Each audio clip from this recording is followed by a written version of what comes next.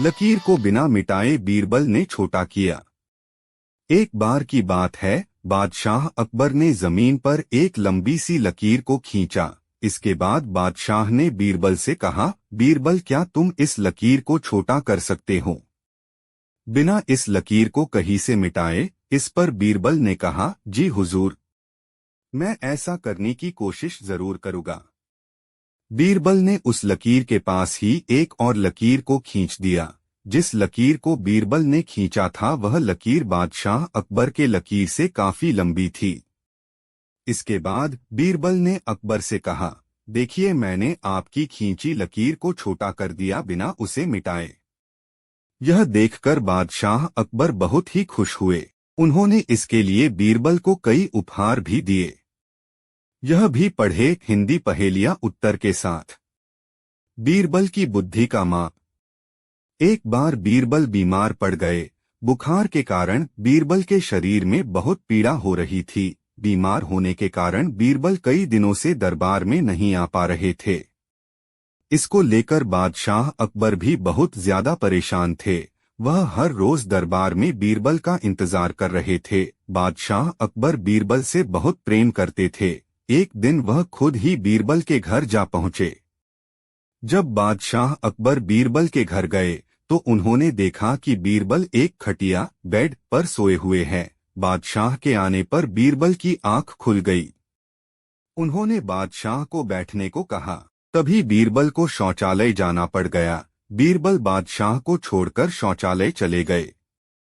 बादशाह अकबर ने सोचे, शायद बीमारी के कारण बीरबल का दिमाग कमजोर तो नहीं हो गया है, उनकी बुद्धि पर कोई असर हुआ है या फिर नहीं। इसको जानने के लिए बादशाह अकबर ने अपने नौकर से कहा, बीरबल के खटिया के पैरों के नीचे कागज का टुकड़ा लगा दो। नौकर ने ऐसा ही किया। उसने खटिया के चारों पैरों के नीचे कागज का टुकड़ा लगा दिया। कुछ देर के बाद ही बीरबल शौचालय से आ गए।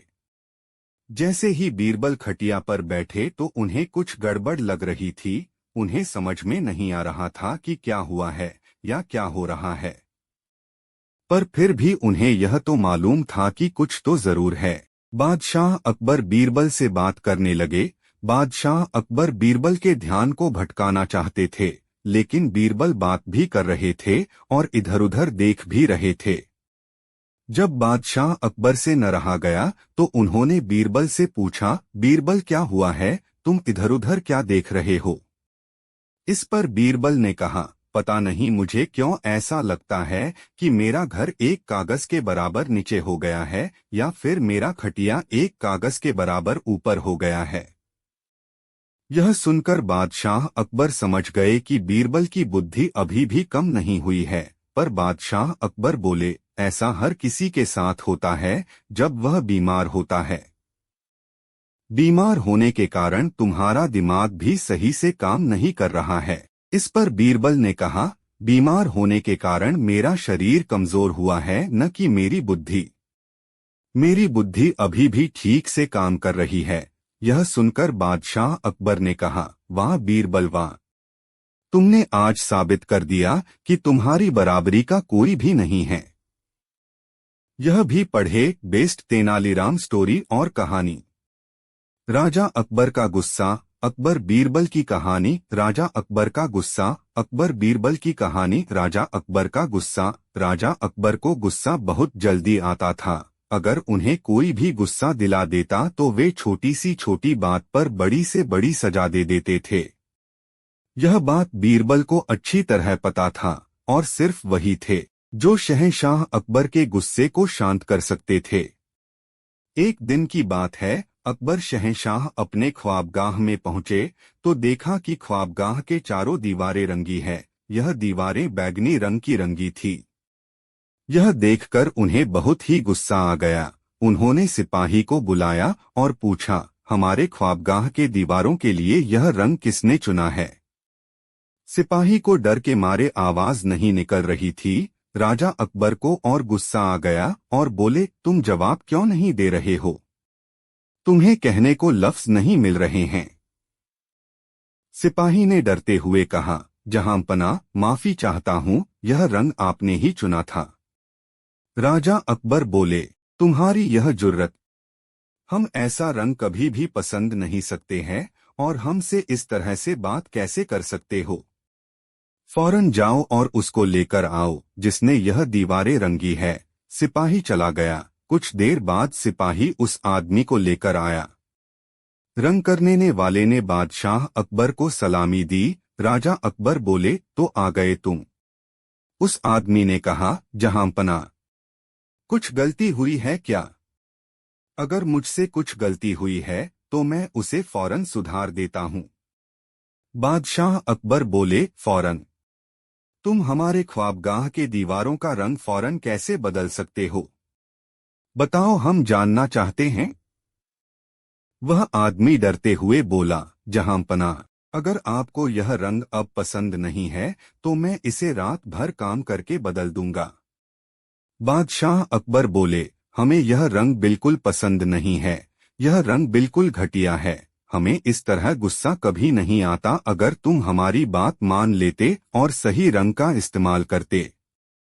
वह आदमी बोला, माफी चाहता हूँ। बादशाह अकबर बोले, माफी मांगने से कुछ नहीं होता है। तुम अपने सारे रंग लेकर आओ और उसमें से रंग को मैं पसंद करूंगा। वह आदमी बादशाह अकबर सलामी देकर चला गया। कुछ देर बाद वह अपने सारे रंगों का मटका लेकर आ गया।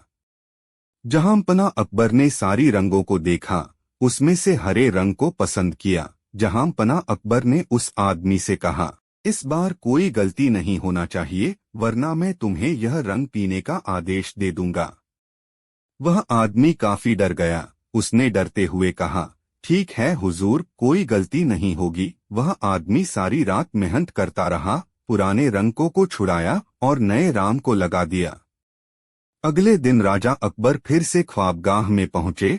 उन्होंने और ज्यादा गुस्सा आ गया। उन्होंने सिपाही को बुलाया और कहा कि उस रंगरेज को लेकर आओ। सिपाही चला गया। कुछ देर बाद वह अपने साथ फिर से उस रंगरेज को लेकर आया जो दीवारों को रंग किया था। वह रंगरेज डरते हुए आया और राजा अकबर को सलामी दी। राजा अकबर ने कहा, जाओ और अपने सारे रंग लेकर आओ। आज जब तुम अपने रंग को पी लोगे तो फिर ऐसी गलती नहीं करोगे। वह रंगरेज डरते हुए महल से बाहर गया। तभी उसकी मुलाकात बीरबल से हुई। बीरबल ने उसे देखा, वह बहुत ही डर हुआ था। तो बीरबल ने उसके डर का कारण पूछ। इस पर वह रंगरेज ने बीरबल से सारी बात को बताया। इस पर बीरबल ने कुछ देर सोचा और कहा, इस वक्त जहांपना काफी गुस्से में हैं, और अगर उन्होंने पहले ही कहा है तो वह तुम्हें अपने रंग पीने को जरूर कहेंगे। लेकिन तुम घबराओ नहीं, मैं जैसा कहता हूँ वैसा करो। इसके बाद बीरबल ने रंगरेज को अपनी योजना बताई। वह रंगरेज योजना सुनने के बाद बीरबल को सलामी दिया और अपने रंग लाने चल पड़ा। इधर बादशाह अकबर उस रंगरेज का बेसब्री से इंतजार कर रहे थे। वह रंगरेज अपने सारे रंग लेकर अकबर बादशाह के पास पहुंचा। अकबर ने कहा, क्या मैंने तुम्हें यह हरा रंग लगाने को नहीं कहा था?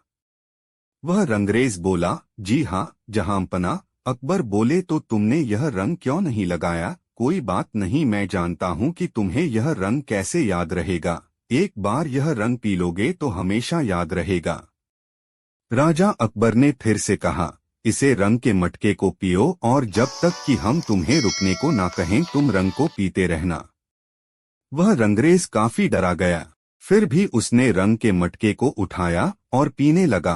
कुछ देर बाद अकबर बादशाह ने कहा, रुक जा, यह रंग पिलाकर हम तुम्हें मारना नहीं चाहते हैं।